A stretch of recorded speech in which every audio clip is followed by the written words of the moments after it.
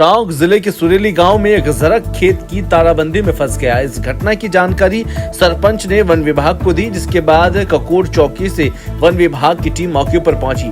Sawai Madhopur team को भी सूचित किया गया। वन विभाग की टीम ने ताराबंदी काटकर जरक को मुक्त किया। इस दौरान ग्रामीणों को ताराबंदी से बचने की सावधानी बरतने की हिदायत दी।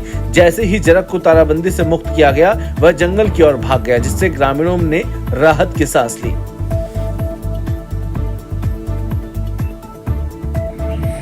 आज एक हाइना जो ग्राम सुरेली में जंगल से भटक के किसान के खेत में तार फेंसिंग में फंस गया था, जिसकी सूचना सरपंच के द्वारा दूरभाष पे दी गई।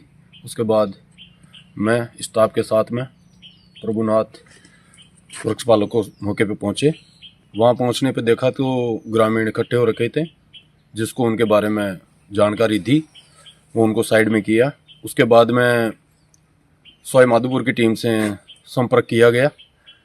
उनके आने से पहले ही हमने हमारे सीमित संसाधनों से उसको तार फेंसिंग को काट के उसको रिलीज किया, जिससे वो जंगल की तरफ। चित्तौड़गढ़ के सदर थाना क्षेत्र में पुलिस ने एक बड़ी कार्रवाई करते हुए कोटा उदयपुर 4 लेन पर एक पिकअप वाहन से 2100 लीटर से अधिक पेट्रोलियम पदार्थ जब्त किया है। पुलिस ने इस वाहन को चलते फिरते अवैध पेट्रोल पंप के रूप में इस्तेमाल किया जा रहा था। सूचना मिलने पर पुलिस ने वाहन को भंडारी रोड पर पास में एक गैराज में पकड़ा, और जहां पर चालक संतोषजनक जवाब नहीं दे पाया। इसके बाद पुलिस ने उसे और उसके साथी को गिरफ्तार कर लिया। रसद विभाग की प्रवर्तन अधिकारी सुमन तिवारी मौके पर पहुंची और पेट्रोलियम पदार्थ के नमूने लिए। प्रारंभिक जांच में पता चला है कि आरोपी अवैध रूप से पेट्रोलियम पदार्थ बेच रहे थे। मैं सदर थाने से सूचना प्राप्त हुई थी कि इस भंडारे रोड पे ओछरी के पास में यहाँ पे एक पिकअप वैन है जो इस तरह के बायोडीजल का प्रतीत हो रहा है तो पेट्रोलियम पदार्थ। जांच पे सैंपल से पता चलेगा कि उसका ये लोग बिक्री कर रहे हैं। तो मैं मौके पहुँच गई थी और आके मैं देखा ये सफ़ेद रंग की ये पिकअप है, और इसके अंदर इन्होंने ऐसा सिस्टम कर रखा है कि पीछे नोजल लगी हुई है, और जिससे इन्होंने बताया कि भरना बताया गया, और हमने मौके में भी देखा एक स्विच है, ऑन करो, नोजल से इनका गाड़ी में भरते हैं। जिन्होंने ये जानकारी दी, हम यही लाते हैं, यही रोज भरते हैं। कितने लीटर जब्त किया गया है बायोडीजल? अभी 2100 लीटर है। बीजेपी प्रदेश अध्यक्ष मदन राठौड़ ने पीसीसी चीफ गोविंद सिंह चौटासरा के आरोपों पर पलटवार करते हुए कांग्रेस को अव्यवहारिक निर्णय लेने के लिए आड़े हाथों लिया।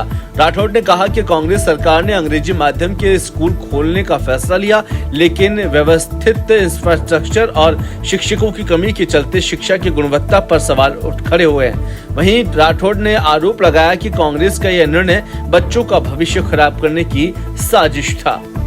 देखिए, कांग्रेस सरकार ने कई ऐसे अप्रासंगिक निर्णय किए जो व्यवस्था पर व्यवस्थित नहीं है। जैसे अब इंग्लिश मीडियम की स्कूलें खोली और उसमें एडमिशन 6ठी क्लास से शुरू कर रहे हैं।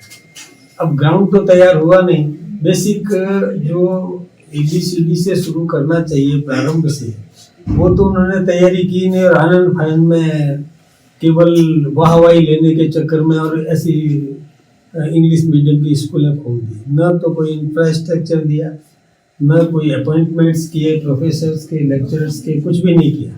केवल सीधा ये कर दिया, और वहाँ पर हिंदी मीडियम बंद हो गया।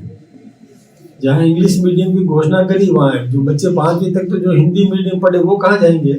उस गाँव में वहाँ दूसरी अन्य स्कूल भी नहीं है कि वो बच्चे अपनी हिंदी मीडियम की आगे पढ़ाई कर सके। ये अव्यवहारिक है पूर्णतया। एक मैं कहूँ कि वो जो एक क्षणिक मतलब ऐसा निर्णय ले लेना जिस पर कि गंभीरता से चिंतन मनन नहीं किया, ऐसे काम कर दिए। कांग्रेस ने कई काम किए, गहलोत सरकार ने कई ऐसे काम किए कि जिसमें उन्होंने पूरा गंभीरता से विचार नहीं किया। करना होता तो प्रारंभ से करते। कोई भी विद्यालय करो, इंग्लिश मीडियम हम भी पढ़ाते हैं। हमारे विद्यालयों में प्रारंभ से ही इंग्लिश सब्जेक्ट पढ़ाया जाता है। इसमें उसका और आधार तैयार होता है बच्चे का। तो बच्चे का आधार तैयार होता है, वहाँ इंग्लिश पढ़ाने वाले शिक्षक हैं, वो पढ़ा रहे हैं, ठीक बात है ना। अब पूरी स्कूल का आप इंग्लिश मीडियम कर दो, बाकी तो शुरुआत से तो किया नहीं, और एकाएक कर दो तो वो बच्चा फिर हतोत्साहित हो जाता है। बच्चे का जीवन बर्बाद करने का षड्यंत्र था ये। मैं सोचता हूँ कि कांग्रेस ने ये मतलब बिना सोचे समझे लिया जाए। मदन जी, आपको लगता है कि जो समीक्षा होगी, समीक्षा के दौरान जिसे संचालित किया जाना है उसको यथावत रखा जाएगा और जहां आवश्यकता नहीं वहां बदलाव किया जाएगा, या तमाम चीजों को मतलब समीक्षा के नाम पर अलग कर दिया जाएगा, बंद कर दिया जाएगा? नहीं, इसमें क्या होगा, समीक्षा में ये है कि ग्राउंड तैयार किया जाए जी, बच्चे को प्रारंभ से पहली क्लास से शुरुआत से ही तैयार किया जाए तो वो विद्यालय चलेगा। अब एकाएक आप किसी बच्चे को और सीधा छठी में इंग्लिश मीडियम भेजोगे तो वो निराश ही होगा, क्योंकि उसके लिए तो सारा वो शून्य है, उसको ज्ञान ही नहीं है। कैसे वो अन्य विषय हिस्ट्री पढ़ेगा, केवल इंग्लिश ABCD ग्रामर और यही नहीं पढ़ना है उसको। छठी क्लास के बच्चे को तो बहुत कुछ सब्जेक्ट्स भी पढ़ना पड़ता है। उस सब्जेक्ट्स के लिए जब शुरुआती स्थिति तैयार नहीं है उसकी तो कैसे पढ़ेगा, ये उन्होंने सोचा ही नहीं, आनंद फानंद में निर्णय ले लिया, ये गलत निर्णय था।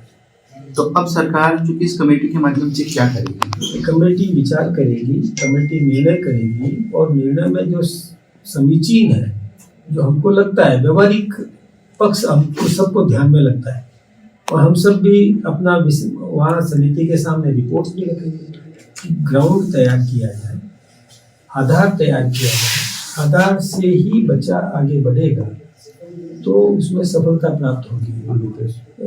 फिर किसको प्रोत्साहित करना चाहिए, किस प्रकार की व्यवस्थाएं करना चाहिए, लेक्चर्स की नियुक्ति करना चाहिए, इस मामले में भी कांग्रेस ने नहीं सोचा। हम सोचेंगे, हम व्यवस्थित रूप से करेंगे, नई नौकरियां भी देंगे, नए लोगों को और अवसर भी मिलेगा।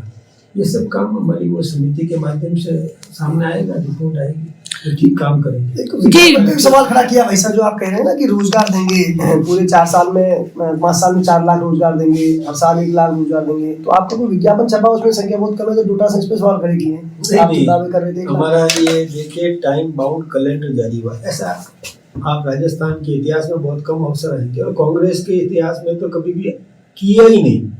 ये कैलेंडर जारी हुआ कि किस तारीख को क्या क्या किसको नियुक्ति दी जाएगी, कब साक्षात्कार होगा, कब उसका परीक्षा, मतलब सब चीज इसमें दे दिया है। तो ये नियुक्तियां देने का जो काम है ये हमारी सरकार कर रही है। हमारी सरकार ने लगभग 1.25 लाख से अधिक अभी रिक्त पद भी निकाल दिए और उनका कैलेंडर परीक्षाओं का ये जारी कर दिया। यही नहीं, हमने तो और भी सोचा है रोजगार की दृष्टि से केंद्रीय योजनाओं का लाभ भी हम आम नागरिक को दिलाना चाहते हैं, उसके माध्यम से भी रोजगार मिलेगा। अभी जो राइजिंग राजस्थान हुआ उसमें जो उद्योग स्थापित होंगे, अभी आपने पढ़ा होगा, कल के समाचार पत्रों में भी आया था और हमारे मुख्यमंत्री जी ने भी तय किया कि हम एक जो निवेशक था, एक निवेशक के साथ में कोई सक्षम अधिकारी लगेगा, वो उस निवेशक को उसको क्या जरूरत है, कहाँ कच्चा माल है तो उसको बताएगा कि यहाँ कच्चा माल है, यहाँ पर आपको लेबर मिल जाएगी, स्किल्ड, अनस्किल्ड, सेमी स्किल्ड, जैसी भी लेबर उसको चाहिए वो मिल जाएगी, मार्केट भी यहाँ पर है, ये सब चीज़ें उसको बताएगी। फिर उसको ज़मीन चाहिए तो ज़मीन बताएगी कि कहाँ पर ज़मीन, अब मान लो उदाहरण के लिए कि उसको सोलर का वो उसमें लगाना है, तो हमारी कहाँ ज़मीन किस क्षेत्र में जहाँ पर भी अच्छी ऊर्जा मिलेगी, किरणें मिलेगी, ज़मीन हमारी जो कृषि योग्य नहीं है ऐसी ज़मीन उसको दिखा देंगे तो वहाँ से, और नज़दीक में उसका जो बिजली ग्राह्य करने की क्षमता जहाँ पर होगी, स्टोर करने की, विद्युत बैंक बोलते हैं इसको, कि वहाँ पर विद्युत ले लो और यहाँ विद्युत दे लो, ऐसी व्यवस्था हमने की है। कि उद्योग आपका जयपुर में लगा है, आपने विंड एनर्जी जैसलमेर में लगा दी है तो जैसलमेर में आप बिजली दे सकते हैं और जयपुर में बिजली ले सकते हैं। ये विद्युत बैंक हमने शुरू की, कोई कम बात नहीं है, बैंक है ये विद्युत बैंक, जिसमें कि आप कहीं भी पैदा करो और कहीं भी काम में ले लो तो हिसाब किताब हो जाएगा, कितना यूनिट आपने बिजली सरकार को दी और कितना यूनिट आप उपयोग में ले रहे हो। ये हमारी सरकार ने सोच किया, ये किसी के दिमाग में कभी भी आई नहीं। टोंक जिले के बरौनी थाना क्षेत्र के गोकसी के मामले में पुलिस ने 2 आरोपियों को गिरफ्तार किया है। थानाधिकारी मानवेंद्र सिंह ने बताया कि पुलिस ने बहीर इलाके में रहने वाले साजिद और तालकटोरा निवासी खालिद को गिरफ्तार किया है। गोकसी में इस्तेमाल की गई एक कार भी पुलिस ने जब्त की है। दोनों आरोपियों से पूछताछ की जा रही है। गोकसी के इस मामले को लेकर जिले में आक्रोश का माहौल बना है। पुलिस का कहना है कि आरोपियों से पूछताछ के बाद और भी जानकारी सामने आ सकती है। टोंक जेल में बंद निर्दलीय प्रत्याशी नरेश मीणा की जमानत याचिका एक बार फिर से सुनवाई टल गई। जिला सेशन कोर्ट में आज होने वाली सुनवाई पीठासीन अधिकारी के अवकाश पर होने के कारण स्थगित कर दी गई। इस मामले में अगली सुनवाई 6 जनवरी को होगी। गौरतलब है कि इस मामले में नरेश मीणा समेत 18 आरोपियों की जमानत याचिका पर सुनवाई होनी थी। उपचुनाव के दौरान समरावता गाँव में हुए थप्पड़कांड, आगजनी और हिंसा के बाद नरेश मीणा और उसके अन्य आरोपियों के साथ गिरफ्तार किया गया था।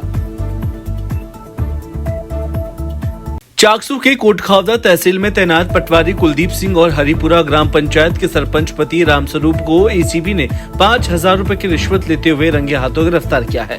एसीबी के सीआई राजकुमार शर्मा के अनुसार एक शिकायतकर्ता ने आरोप लगाया था कि पटवारी कुलदीप सिंह कृषि भूमि का नामांतरण खुलवाने के एवज में 9,000 रुपए की रिश्वत की मांग कर रहे हैं। वहीं शिकायत के आधार पर एसीबी की टीम ने जाल बिछाया और आरोपी की रिश्वत लेते हुए रंगे हाथों पकड़ लिया।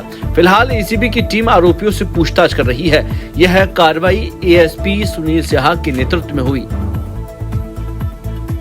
कोटा के खेरबाद पंचायत समिति के सहायक विकास अधिकारी भानु प्रकाश ने कुदायला में आयोजित सरकार आपके द्वार समस्या समाधान शिविर में एक सराहनीय पहल करते हुए ग्राम मायला में बर्तन बैंक की शुरुआत की है। उन्होंने शिक्षा और पंचायती राज मंत्री मदन दिलावर की प्रेरणा से ग्राम मायला में 101 बर्तनों का सेट भेंट किया है। शिक्षा मंत्री मदन दिलावर ने इस पहल की सराहना करते हुए कहा कि इस बर्तन बैंक से ग्रामवासियों को कम कीमत पर बर्तन उपलब्ध होंगे। उन्होंने गांव में एक समिति बनाने के निर्देश दिए हैं जो बैंक का संचालन करेगी।